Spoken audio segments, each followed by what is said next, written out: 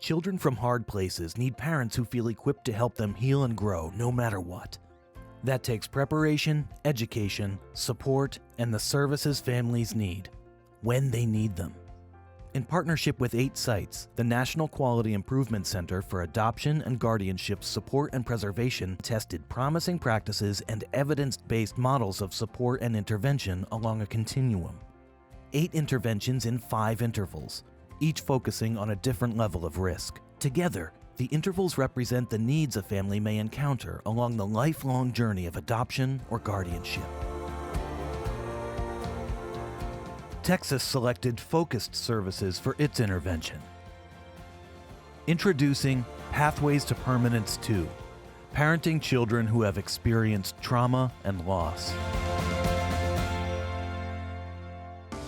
This is Texas, the Lone Star State, where adoption professionals and the families they serve have discovered a new pathway to forever.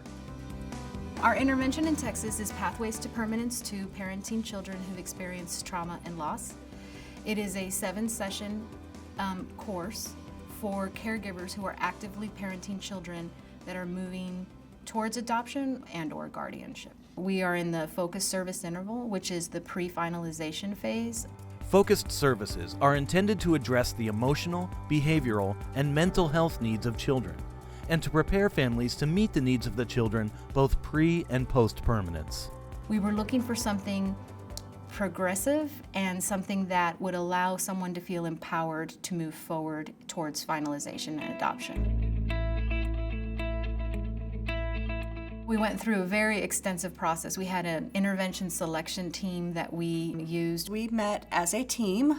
It was my staff, it was stakeholders, it was part of the QIC team. We really went through a theory of change to define what we wanted to work on and what barriers did we see. It all coming back to trauma, grief, and loss. What we found was that we needed to be better at preparing families in dealing with trauma, grief, and loss. And that to effectuate change, we needed an intervention that could support them through that process.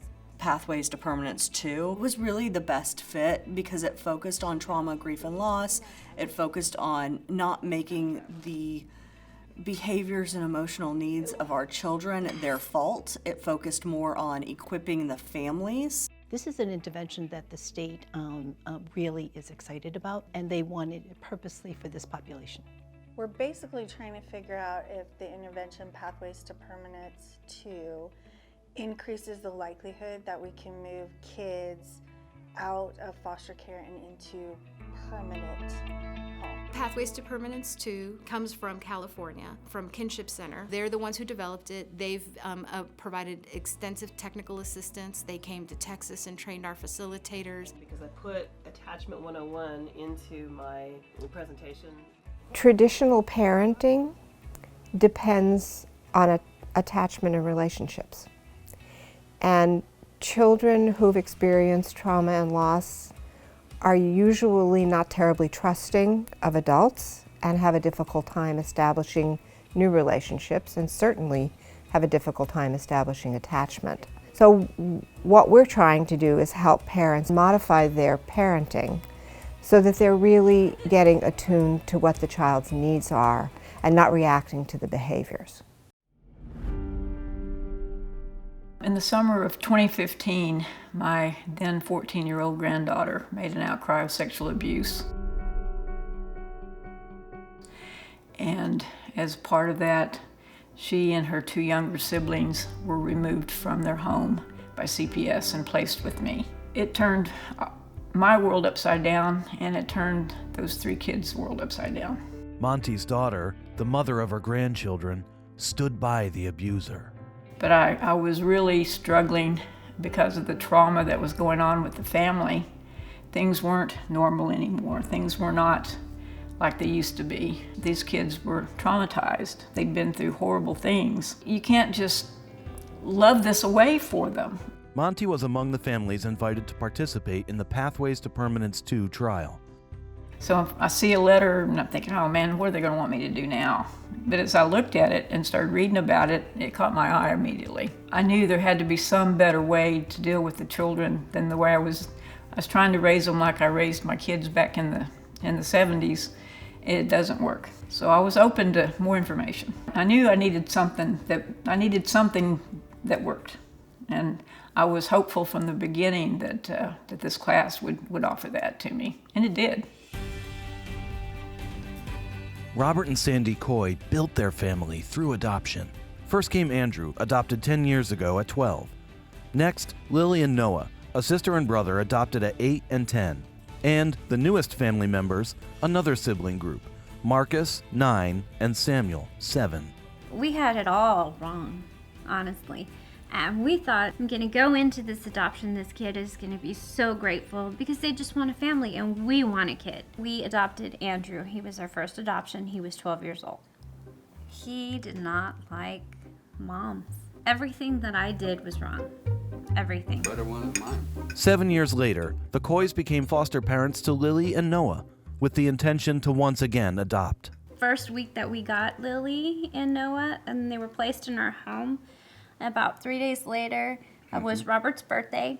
We were swimming and barbecue, we were having fun. That was the first time we met the other side of Lily. So in a time span of 5 years, these kids had moved to 10 different placements. Not always together. When I received the case, the kids weren't together. For various reasons. If you go back and look why all the placements changed, it says because of child behavior. The caregivers no longer wanted the children in the home for whatever reason. She screamed and screamed and screamed, and then that is when we found out that she could make her nose bleed on demand. So there was this screaming child with blood running down her face, screaming, "You're hurting me," and we were nowhere near her. We weren't prepared for that. You could see that they were really sweet kids, but they did have, just these deep layers of trauma, and they didn't know how to deal with it. And what I was finding was these caregivers didn't know how to deal with it either. I used to cry. I used to cry a lot, and I would say to Robert when we were away from the kids, I don't know if I can do this. And it broke my heart because I did not want to be one of those parents that returned a child. I didn't want to be that. But it crossed our minds. I was scared. I was scared of failing these children. But right about when we were going through, oh my gosh, did we bite off more than we can chew? Are we the right parents for these kids? Is when the Pathways to Permanence class came in. A lot of our parents coming in that are just at the end of their rope. They're not enjoying their kids. They love their kids, but they can't enjoy them, and they're too exhausted to do anything else. I was a little apprehensive at first. I didn't really know what to expect, but I was desperate for knowledge, and I've always found out that information helps. One of the first things that the facilitators told us is that they're going to give us some tools that we can use to deal with kids who've been traumatized. And I'm like, tools? I need those. I've got kids who've been traumatized. I'm in the right place. I received a letter in the mail from my caseworker saying, here's a class, Pathways to Permanence. And I looked at it, I scanned it over, and I just kind of put it off to the side because I didn't want to take another class. What made me take interest in it is when my caseworker said to me, I need you to trust me. Please give it a shot. I went into that first class, and an hour into it, I think it was a 3-hour class. I was sitting there going, oh my gosh, wow. Wow. The biggest takeaway that I had from that class was the 10 things I need from you every day. From the child's perspective, I need you to listen to me. I need to be touched every day so that I know that you have affection for me. I need to be claimed by you. Let me see. And who are you? For you to gain a child, there was a loss somewhere. One of my favorite parts of the curriculum is the 7 core issues. It shows loss as the hub of the adoption experience, which gives families a really deep understanding of where kids' behavior is coming from a lens of loss. Another big component of the curriculum is what we call developmental buckets. So we have 5 buckets that represent developmental stages. And it's our job as parents to fill these buckets with sensory-rich experiences. What do I mean by sensory-rich experiences? It was sort of fascinating to me to try to come up with ways to, well, how can I fill these buckets? What can I do? So I like session 3. I love when we go over the stages of development and what you should expect at each stage of development. That really brings things home to the participants to see, oh, they're acting like a 5-year-old, let me parent to that 5-year-old that didn't get what they needed at that stage of development. Parent to the stage, not the age. Yeah. I like session 4 that talks about some of the science behind it, the limbic system, the emotional responses, and you just kind of, you know, do your hand models of the brain where I flipped my lid and I'm back to my thinking brain. Session 5. By 5, and we're now talking about really creating those positive attachments and the things that we're going to really reinforce in the home, I start seeing more of the aha. And then they also talked about the birth parent conversation, and which was something that Rob and I had stayed and shied away from during our first adoption. We felt like it would bring up bad things if we talked about the birth parents, so we never did. You know, we thought we were protecting them by not giving them all the information. And it's not. This class was telling me, you know, you need to talk about it and you need to be real honest and you need to tell the kids the truth. So that is exactly what we did. That's part of what creates their whole sense of self, and that's what lets them grieve the losses, and that's how they put together the pieces of the puzzle. That was our turning point. That was our breakthrough moment with our kids, because they suddenly felt safe and we were talking about something that nobody else would talk to them about. One of the things that impressed me greatly is what I learned from the other participants. Devastated. Devastated. We learned from each other. Sometimes we consoled each other. I was feeling pretty alone in my world. No one else that I know, none of my friends had ever been through anything like this. So it was really helpful to be around other people who were dealing with similar things. The facilitators encouraged the participants to share and to be vulnerable and to open up. I mean, some of the things that we discussed were hard to discuss. So tell me, what was the key points from this exercise? What did you guys take from it? It made me realize for the first time what my granddaughters lost. They lost everything. It didn't really dawn on me they'd lost all of those relationships. And we also lost our grandparent-granddaughter relationship. I'm not the fun granny anymore. And they were always good at taking it and wrapping it into the curriculum so that we could see, oh, this is how this fits, and this is where we're going next. So they were really good at giving us that roadmap. One of the key things is the idea of the homework that's given to parents. The homework we give them is tied directly to their relationship with their child and their child's behavior. And then they come back and we talk about how did that work for you and what was it like? And you know, what were the powerful experiences that folks had, and they share those. These homework assignments really get them to stop and think and to break patterns. It's not always easy to do in the heat of battle or when people are upset.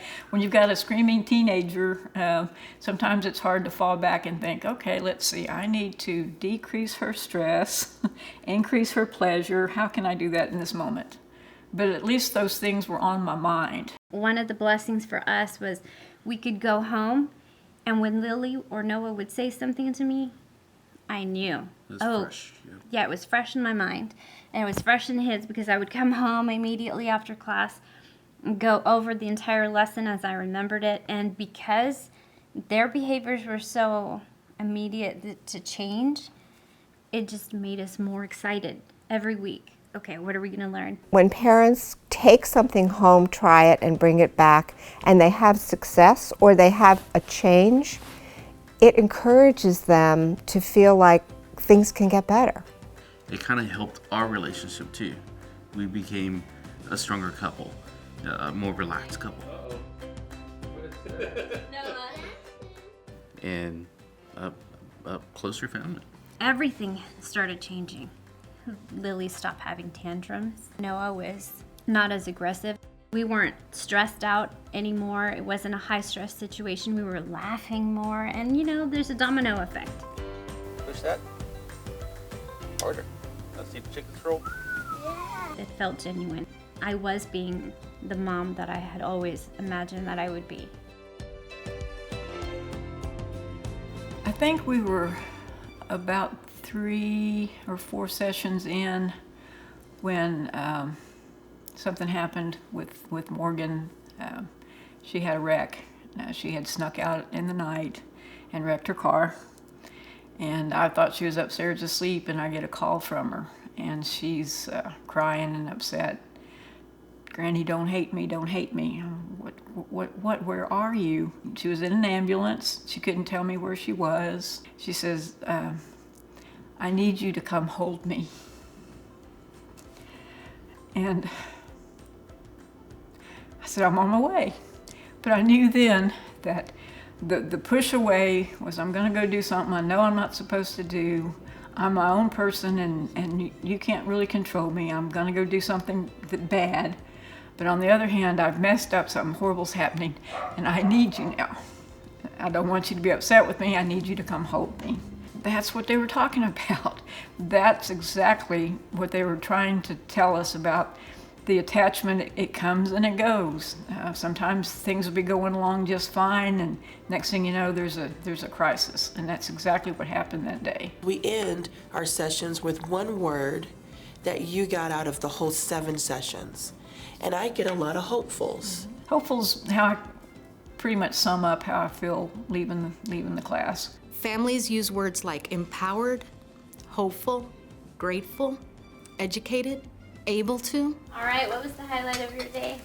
To describe their experience with this. It is extremely powerful for them in what it's changing, and we are excited to bring it to them.